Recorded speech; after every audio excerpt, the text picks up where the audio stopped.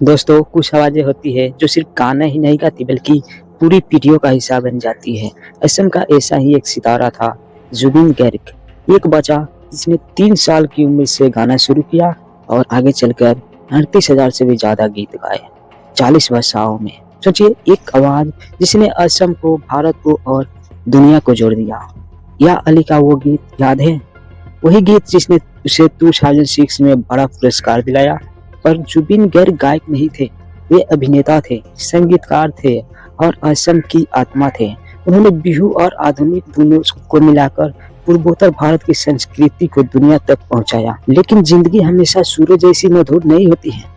19 सितंबर 2025 को सिंगापुर की शांति भरी लहरों में असम की सबसे बड़ी आवाज हमेशा के लिए खामोश हो गई। डॉक्टरों ने कहा डूबने से मौत हुई, लेकिन क्या कहानी यही खत्म होती है? परिवार ने कहा यह लापरवाही थी, प्रशंसकों ने कहा लाइफ जैकेट कहाँ थी, और यहीं से शुरू हुआ सवालों का सिलसिला। एफआईआर, जांच, विरोध और इंसाफ की मांग। आज असम के पंडालों की रोशनी धीमी है, बिहू की ढोल खामोश है और हर जगह बस एक ही चेहरा है, जुबिन गर्ग। उनकी मौत सिर्फ एक गायक की मौत नहीं है, बल्कि एक सांस्कृतिक आघात है। ये सफर सिर्फ उनकी यादों का नहीं, बल्कि सच्चाई की कई खोज का है। क्या ये हादसा था या इसके पीछे कोई साजिश? दोस्तों, जुबिन गर्ग की मौत की कहानी केवल उनका किस्सा नहीं, बल्कि उन सभी लोगों की भी है जिनके साथ उनकी तकदीर उस दिन टकराई। उस याद पर मौजूद हर चेहरा आज शक के घेरों में है। असम का वो साधारण लड़का जिसने 1992 में गोल्ड मेडल जीता था, आगे चलकर या अली जैसे गीत गाकर लाखों के दिलों में जगह बना गया। लेकिन चमत्कार रोशनी के पीछे एक राज भी था। जुबिन गर्ग को मिर्गी के दौरे पड़ते थे और दवाइयां पर उनकी जिंदगी टिकी थी। उनके करीबियों को यह सब पता था, पर क्या उस दिन किसी ने ध्यान दिया? उनकी पत्नी गरिमा सैकिया गर्ग, वही गरिमा जिन्होंने सबसे पहले शिकायत दर्ज कराई, उनकी आवाज आज भी गूंजती है, मुझे उन लोगों पर भरोसा नहीं जो उनके साथ थे।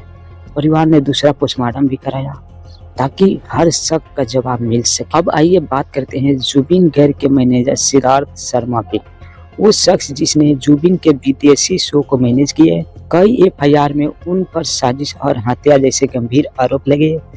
आरोप ये भी है कि उसे दबाव डालकर जुबिन को पानी में उतारा, जबकि जुबिन बार बार कह रहे थे मेरी तबीयत ठीक नहीं। सोशल मीडिया पर वायरल वीडियो जिसमें साफ दिख रहा है 20 से 25 लोग जुबिन को पानी में धकेल रहे हैं, हंस रहे हैं, मस्ती कर रहे हैं, और कुछ ही देर बाद वही हंसी चीखों में बदल गई। फेस्टिवल आयोजक श्याम कानू महंता पर भी सवाल उठे, सरकारी फंड पर दुरुपयोग, पैसों की गड़बड़ी और अब जुबिन की मौत से जुड़ी साजिश।